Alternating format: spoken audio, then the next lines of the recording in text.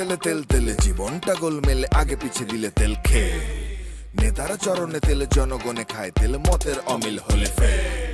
কেউ করে কারবারি, কেউ করে দরবারি, কেউ করে বাড়াবাড়ি, কেউ করে কারাকারি, তিল থেকে তাল হলে পে। মালিশেতে লাগে তেল, বকশিসে মারে তেল, সুপারিশে মারলে তেল, পটানোতে লাগে তেল, টেবিলের তলে তেল, প্রমোশন পাইতে তেল। তাও লাগে তেল তেলে, বোতল বাগায় ডোলে হরেক পদের তেল। আরে তেল দিয়া খটকা খাইতে খাইতে পটকা বাইজা গেছে 12টা। তাই খায় তেল সারা পরোটা, জোশ। তেল সারা পরোটা, আহা, তেল সারা পরোটা, দেন না। তেল সারা পরোটা, তেল সারা পরোটা, আহা, তেল সারা পরোটা, তেল সারা পরোটা, দেন না। তেল সারা পরোটা।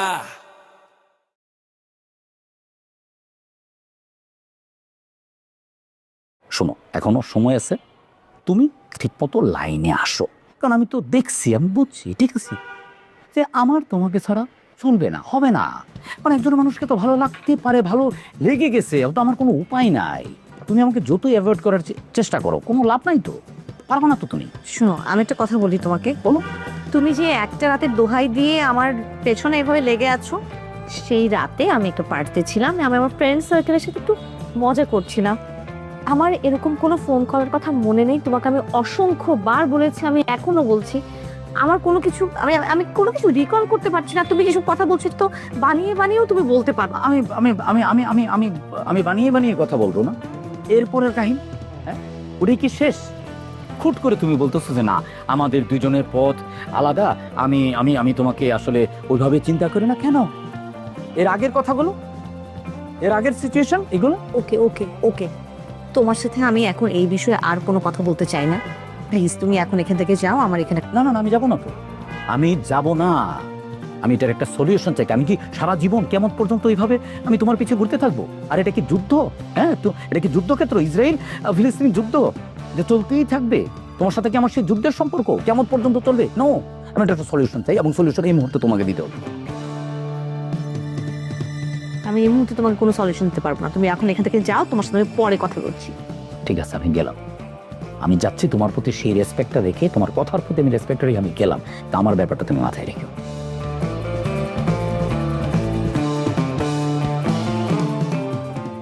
আমার মার পেন্দনে ফিরাইয়া দাও, আমার মার পেন্দনে ফিরাইয়া দাও, রাঙ্গা পায়রের কাপড় খান, রাঙ্গা পায়রের কাপড় খান, ওলার গলার দুগদুগি দাও, ওলার গলার দুগদুগি দাও, বাপের কান্দের গামছা খান, আর একবার ফিরাইয়া দাও, আর একবার ফিরাইয়া দাও, জোনাক মাখা মাটির উঠান খা,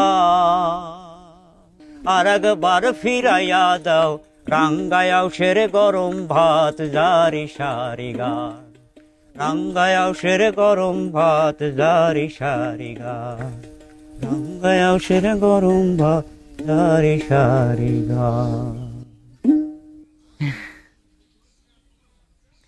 এই যে আমি শুনেছি আপনার বাড়ি নাকি এই গ্রামে? পুরো দেশটাই তো আমার গ্রাম। না, পুরো দেশটা গ্রাম, কিন্তু আপনার জন্ম তো এই গ্রামে, আপনার বাড়িওটাও এই গ্রামে। সারা দেশ ঘুরেছেন সেটা আমি শুনেছি, তারপরেও ঘুরতে ঘুরতে ঘুরতে ঘুরতে আবার মাটির টান তো সেই গ্রামেই চলে আসলেন।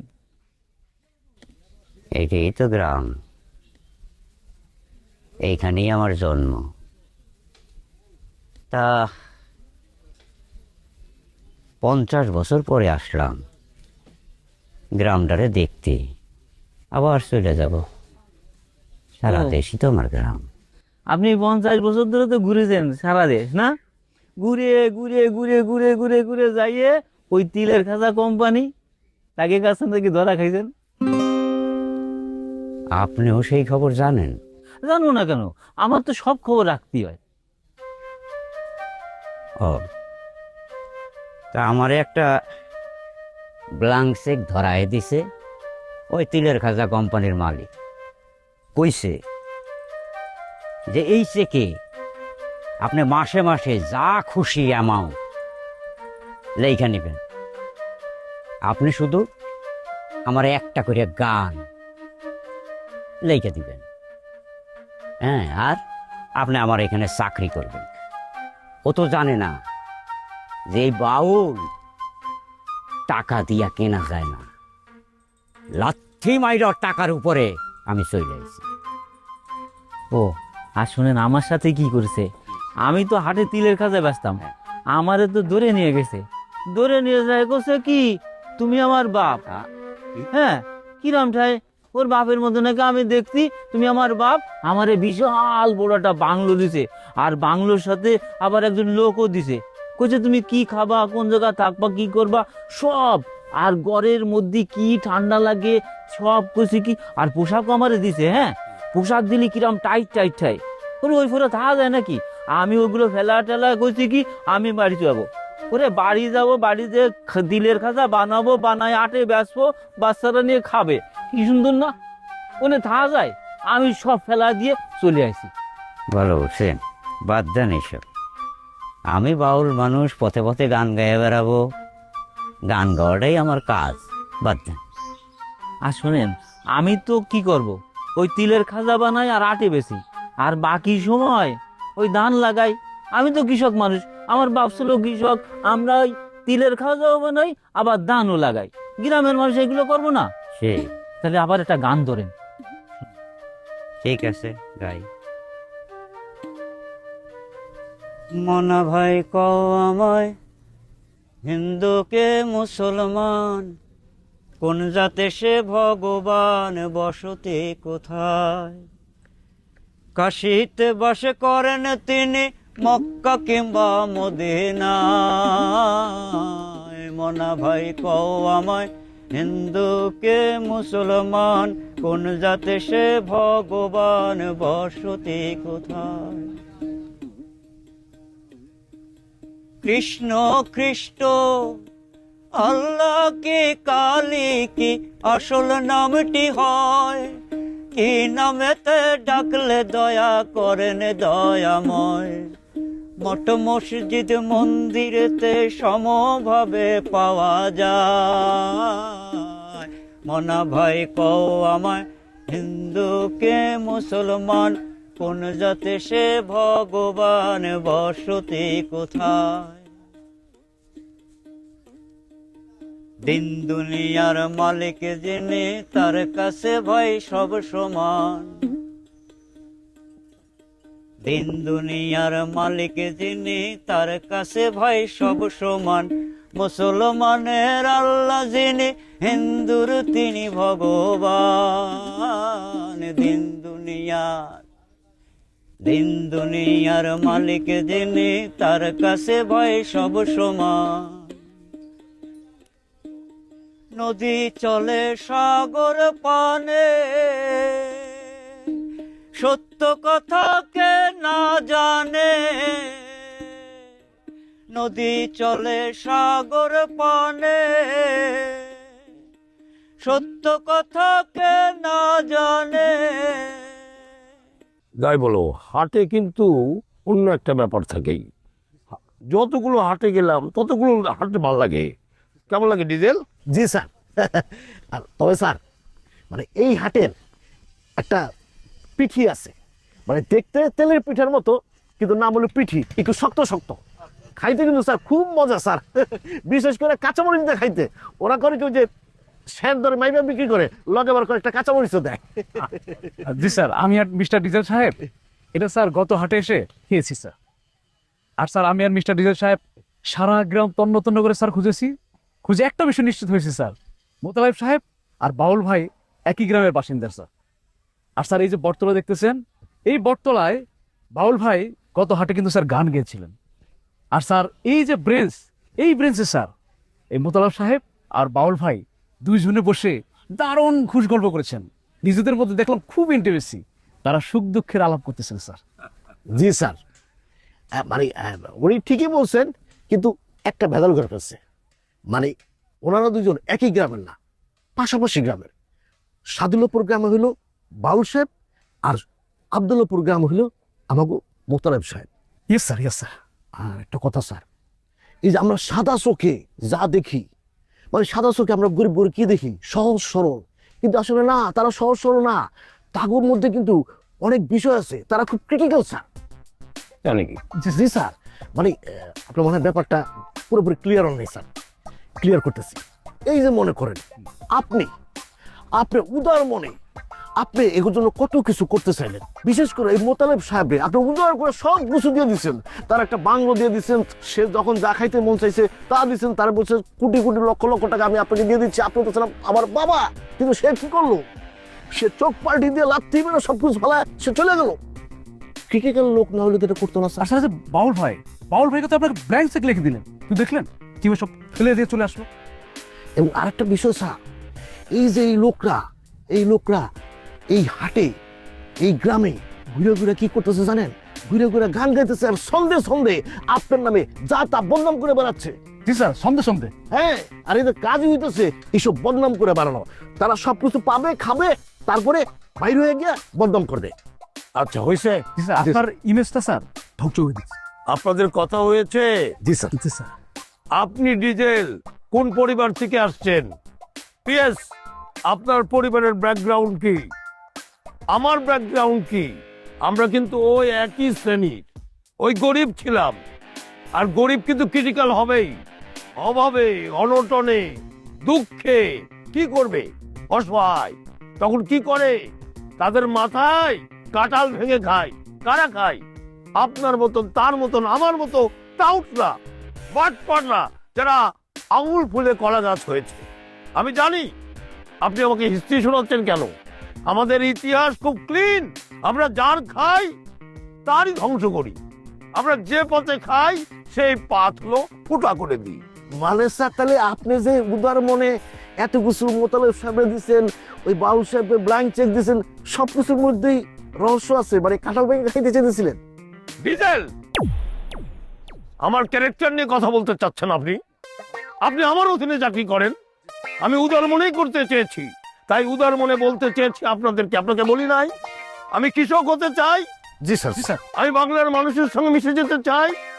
আপনাদের বলি নাই এই মাটির সঙ্গে থাকতে চাই? এবং কি বলে আনছি আপনাদেরকে, জি স্যার। কি যেন বলছেন? 1 বছর এই কৃষকের সঙ্গে থাকতে হবে, এই মেহনতি মানুষের সঙ্গে থাকতে হবে, তাদের পরিবারের সঙ্গে থাকতে হবে, তাদের লোক হয়ে উঠতে হবে। বলি নাই? জি স্যার, আমি তো আপনাকে বলছি আমরা সেই মেহনত মানুষের জায়গায় যেতে আমরা অগ্রগণ্য সৈনিক, আমরা দুজন থাকবো স্যার। কিন্তু স্যার, ওনারা যদি আমাদেরকে না রাখে, বাইক করে দেয়? ডিজেল, এটাই তো আমাদের সংগ্রাম। আমাদের এই কোট ফেলে দেবো, আমাদের এই ভদ্রলোকের শার্ট ফেলে দেবো, আমরা ভদ্রলোক থেকে গরিব লোক হয়ে যাব, আমরা আসল মানুষ হয়ে যাব। আমরা তার কাছে যাব, আমাদের লাঠি দেবে, আমরা আবার যাব, তারা আবার লাঠি দেবে, তাদের কাছে আবার যাব। আপনারা হাটের থেকে ট্রেনিং নিচ্ছেন না, আবার হাটে যেতে হবে। সাধারণ মানুষের দিকে তাকান, খেয়াল করেন, তাদের যন্ত্রণা অনুভব করেন। চলেন গ্রামে যাই, আবার হাটে যেয়ে চা খাই। চলেন স্যার, আমরা কি সত্যি একজন? ইয়েস, আসেন।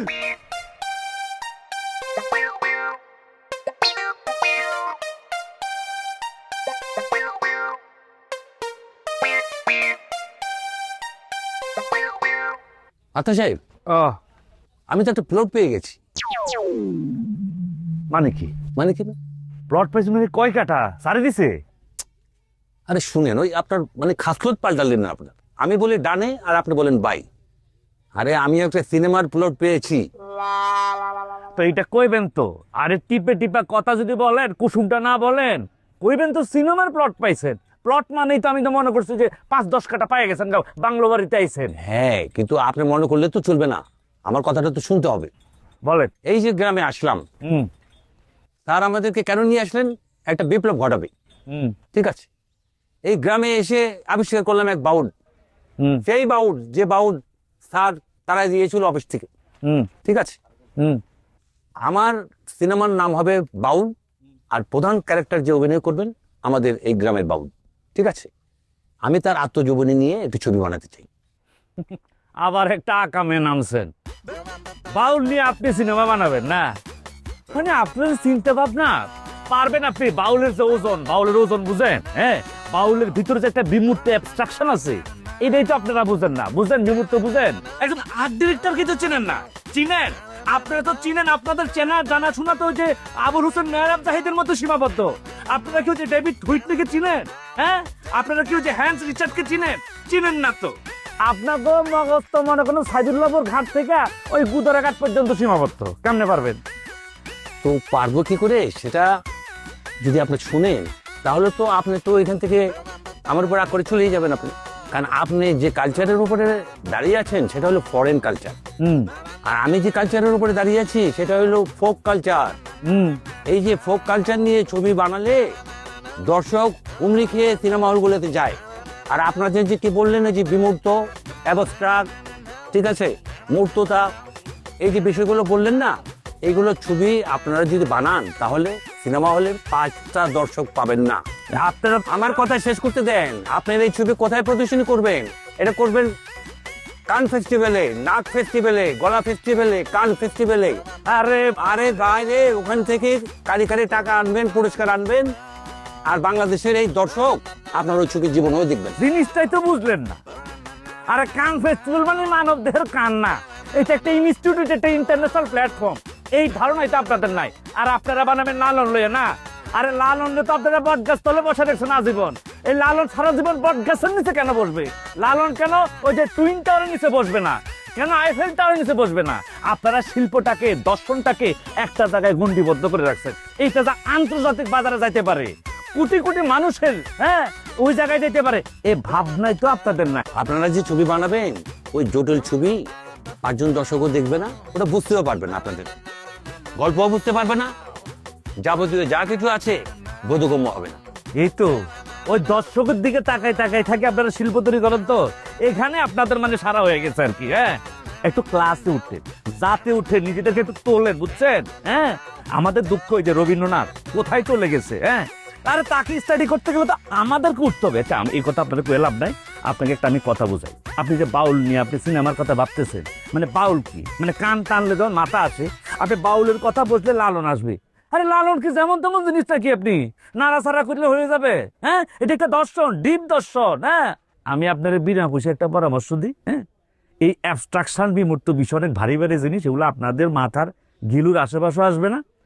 আপনারা সবচাইতে আমার কাছে মনে হয় যেটা সবচেয়ে বাঙালির প্রিয় জিনিস, প্রিয় খাবার, সস্তা জিনিস, সহজ জিনিস, ডাল ভাত, ওই ডাল ভাতই বানান। কারণ আপনারা লালন লইয়া বাউল লইয়া যদি কিছু বানাতেও যান, ঠিক আছে, ওইটা আলটিমেটলি ডাল ভাতই হয়ে যাবে। আর যদি ছবি আপনি বানান তো ওইটার নাম ডাল ভাতই রেখে। আচ্ছা ঠিক আছে, ছবির নাম ডাল ভাত রাখবো না, কিন্তু প্রোডাকশন হাউসের নাম ডাল ভাতই রাখবো। কারণ আমরা যারা ডাল ভাত খেয়ে ছবি সিনেমা হলে দেখতে যায় তাদের জন্যই তো আমরা বানাবো। আর আপনারা তো বানাবেন সেই জাতি ওঠার লোকদের জন্য। বুঝছি ভাই, শুনেন, আমি বুঝে গেছি আপনাদের সাথে আমার হবে না, ঠিক আছে? আপনারা যে দর্শন লিয়া চলেন, আমি ভাবটা আমি অ্যাবস্ট্রাকশন, আমার যে দর্শন, অ্যাবস্ট্রাকশনের যে দর্শন, বিমূর্ততার যে দর্শন, আমার দর্শন আমাকে সেটাকে পারমিট করে না। আমি যদি আপনাদের দর্শন সাথে নিয়ে হাঁটতে যাই, সামনে আমার দর্শন লাডিলে খাড়ে থেকে ভাত্তা, এ কোথায় যাস, এ ফাত্তাদের সাথে গেলে তোরে কিন্তু মাথা ভাঙ গেলাম। আমার আর যাওয়ার উপায় থাকে না। আমি বুঝে গেছি, আমি আমার লাইন পাইয়া গেছি গা। আমি একটা গল্প পাইয়া গেছি গা।